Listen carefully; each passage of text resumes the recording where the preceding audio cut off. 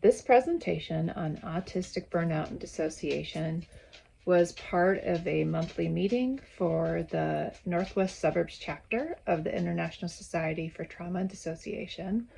It's a presentation I did for other therapists. Just a heads up, the client examples are not exact in all detail and are designed to preserve anonymity. I wanted to talk about crossovers between autism and trauma. And I picked autistic burnout, and there is a lot of crossover between that and what happens for chronically traumatized people who are shut down in terms of what happens to the nervous system. There's a lot of different crossover things. I became interested in this topic for two reasons. One was that at least a third of my clients who I generally treat complex trauma dissociation either announced to me that they were autistic or asked if they were autistic. And I'm saying I'm using that terminology versus they have autism or on the spectrum in line with how people, for the purposes of empowerment, have been are describing themselves now. Instead of saying I'm on the spectrum, it's a positive reclamation, like I'm queer, I'm autistic. So that's the terminology I'll be using for that. So, and honestly, I learned from some of them. I also did some of my own research. And then the other thing was that I learned about polyvagal theory, just in itself, but in the context of being trained in the Safe and Sound protocol, which if you do not know about it, I'll make reference to it during my presentation a couple times, but it's a music listening therapy that is effective both for people with autism and for people with trauma to help settle the nervous system. And the fact that there were similar that it was marketed to both populations was very interesting to me. And I actually went to a national conference on the Safe and Sound protocol, and it was a combination of occupational therapists and trauma therapists, which was fascinating. And I think it's interesting. I have an occupational therapist with us, that we have one in our group today, because that's where like some of these body-based therapies are actually is crossover with people doing occupational therapy and therapy. And I thought, well, this is fascinating to me that the nervous system is doing similar things in both, and that interventions that target the vagus nerve are being used for people with autism and people with trauma. So that was kind of my entryway into it. And then with my practice, I said, okay, I need to, educate myself. I can't have my clients educating me about autism. I mean, inevitably we learn from our clients, but, so I stumbled upon this book. It's 2 years old. I can't remember the authors offhand, but it's very easy to find, called Is This Autism? Which is an excellent job for therapists. And if you are a therapist right now, I cannot imagine no one has asked you, am I autistic?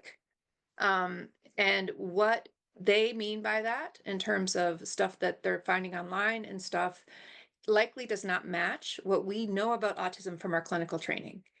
Because I think even now, although there might be some exceptions, autism is not really addressed in our training to be counselors and social workers and psychologists in depth. Maybe in a psychopathology class, it's mentioned as a possible disorder, but we are not necessarily as a field prepared even to answer those questions. So on my staff, we regularly read a book and do just a chapter per meeting and talk about it. And our book has been, Is This Autism? And I've been telling every therapist I know, like, just read this book. Like it's easy read, and it breaks it down into way beyond cases that, I mean, there are people with autism that all of us would recognize, but people that have less obvious presentations of autism, but are still experiencing significant interpersonal and sensory distress, are often in our clinical offices. And often part of why they're in therapy for a long time is that their autism is actually making things hard. And I realized part of why I want to read the book is I realized I've been making errors. Like one of my clients I saw for a long time and was treating her for social anxiety. She took a couple years off of therapy and came back and announced she was autistic. And I was like, well, what do you mean?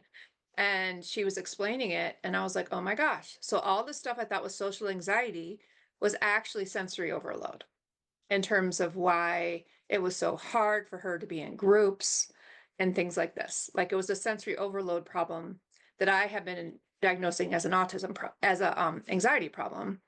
So anyways, these are just some backgrounds and some just general observations about that. So I put a PowerPoint together. It's very much in process, but just to talk about some of these crossover points. And then I think it would be good to just like discuss things amongst ourselves.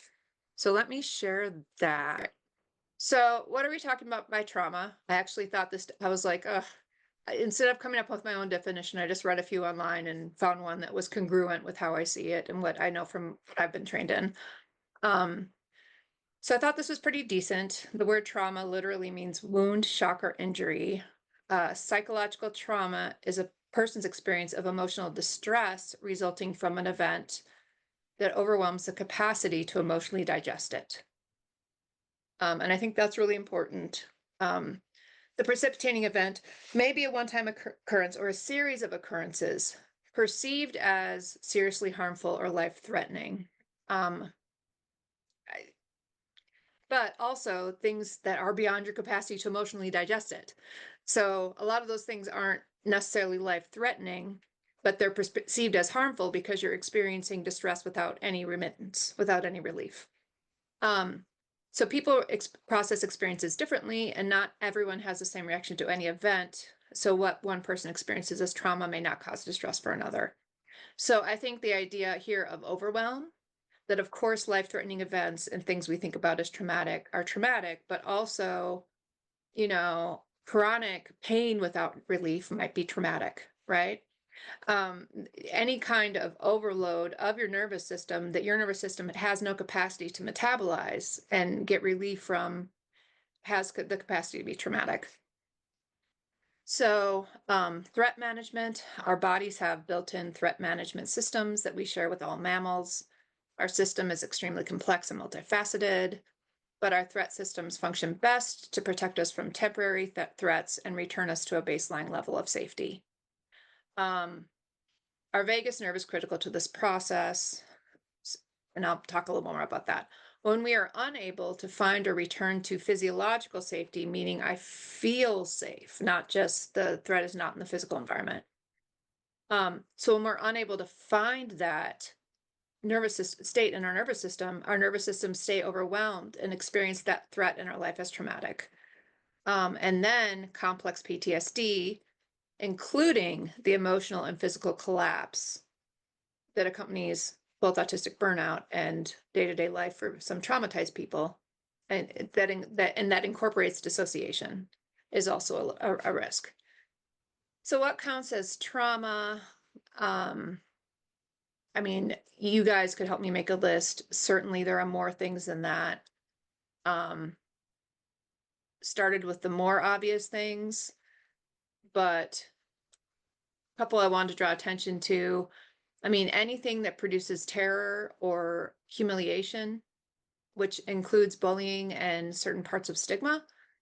Repeated experiences of failure, which is, you know, chronic feelings of shame and humiliation.